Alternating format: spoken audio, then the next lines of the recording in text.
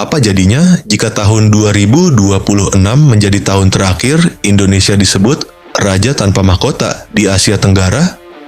Piala AFF 2026 bukan sekadar turnamen biasa.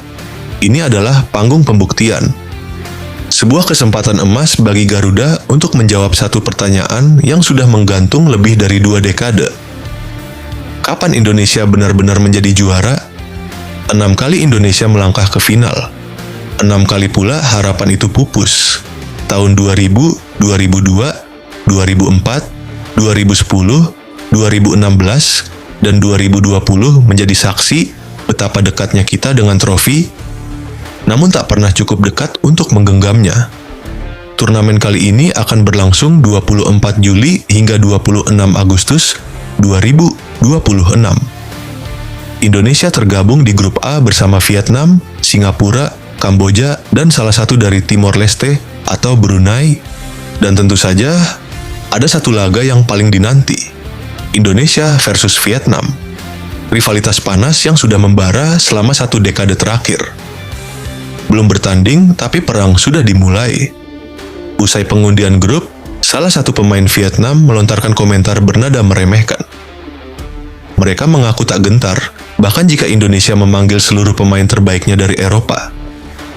Sindiran itu terdengar jelas, tajam, dan penuh percaya diri. Namun respons dari pelatih baru Indonesia justru mengejutkan. John Hartman tidak terpancing. Ia malah menyatakan sesuatu yang tak terduga. Ia tidak akan memanggil pemain-pemain yang bermain di Eropa. Ia ingin memberi kesempatan pada lapis kedua. Ia ingin membangun fondasi baru. Dan meski tanpa bintang Eropa, targetnya tetap satu, juara. Keputusan berani atau perjudian besar. Bagaimana caranya juara tanpa pemain terbaik di Eropa? Jawabannya ada pada strategi, ada pada pemilihan starting 11, dan ada pada kedalaman skuad. Hartman tampaknya ingin membangun tim yang solid secara kolektif, bukan bergantung pada nama besar. Mari kita bedah satu persatu prediksi susunan pemain Garuda di AFF 2026. Setiap tim juara selalu dimulai dari kiper yang tak mudah ditembus. Di bawah Mistar, nama Teja Paku Alam layak menjadi pilihan utama.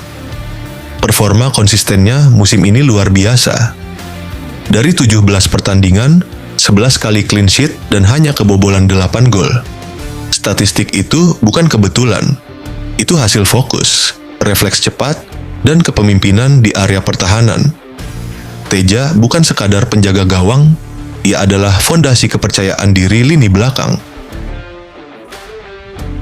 Di laga besar, pengalaman seringkali lebih berharga daripada kecepatan.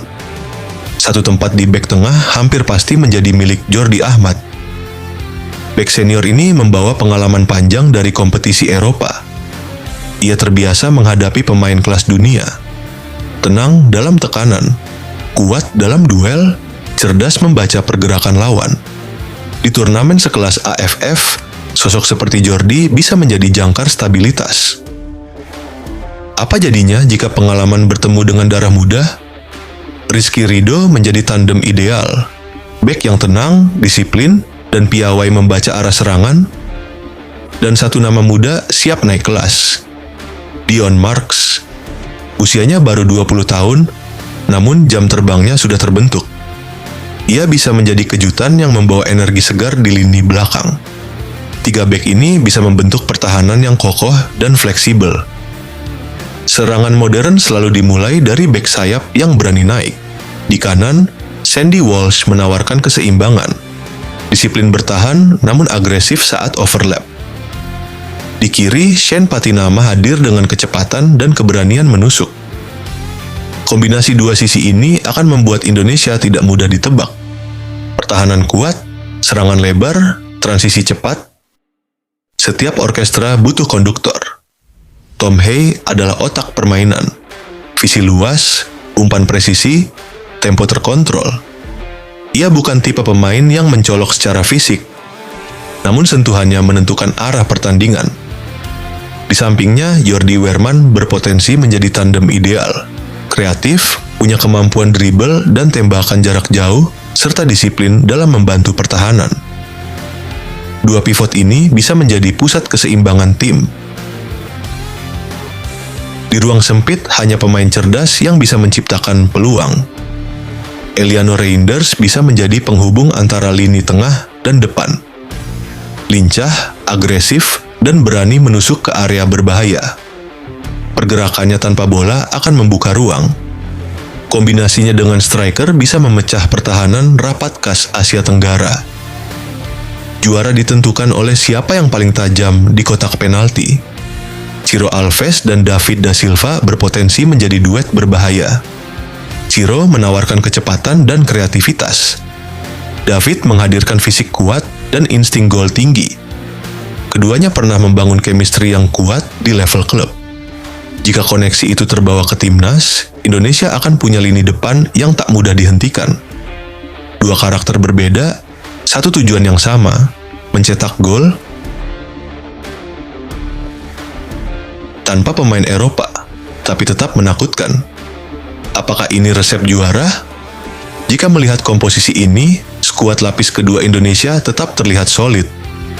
Seimbang antara pengalaman dan energi muda. Vietnam mungkin percaya diri. Thailand mungkin merasa superior. Malaysia mungkin penuh ambisi.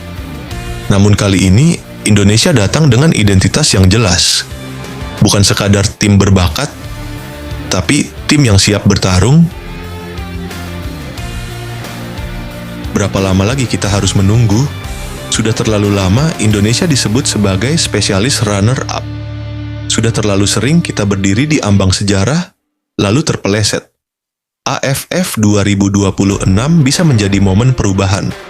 Momen ketika Garuda tak lagi terbang hanya untuk menghibur, tapi untuk menaklukkan. Dan jika semua berjalan sesuai rencana, mungkin inilah saatnya kutukan itu benar-benar berakhir. Trofi yang selama ini terasa jauh, akhirnya pulang ke tanah air. Pastikan kamu tetap bersama Gol Gila TV. Karena di sini kita tidak hanya membahas Kornita, kita membedah strategi, membaca emosi pertandingan, dan merasakan setiap detik ketegangan di lapangan. Dukung terus channel ini dengan klik subscribe, nyalakan lonceng notifikasi, dan jadi bagian dari keluarga besar pecinta sepak bola sejati. Saya pamit undur diri. Sampai jumpa di video berikutnya. Salam satu nyali, dan tetap gol gila.